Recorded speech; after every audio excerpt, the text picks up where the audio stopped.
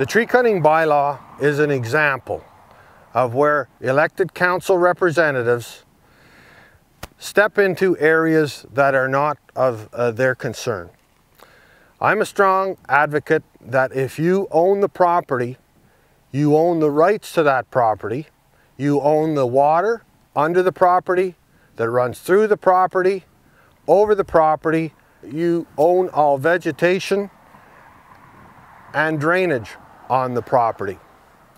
For the municipality to come in and initiate a bylaw restricting your ability to cut down a tree infringes on property rights.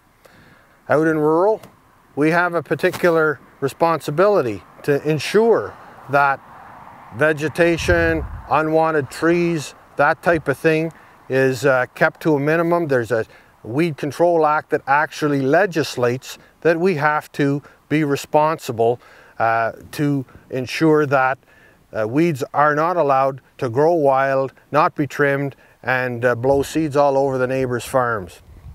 The tree cutting bylaw is an indication of where municipal council has not listened to the people and has initiated a bylaw that does not make common sense.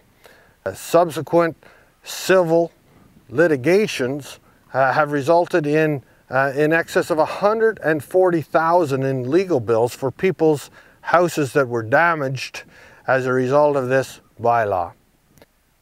We do not need City of Ottawa bylaw inspectors on our property to tell us that we cannot cut down a tree of any size or do maintenance on our house or that type of thing. I'm a strong advocate that if you own the property, you own all the property, and it's not the responsibility of the municipality to come in and legislate what you can and cannot do.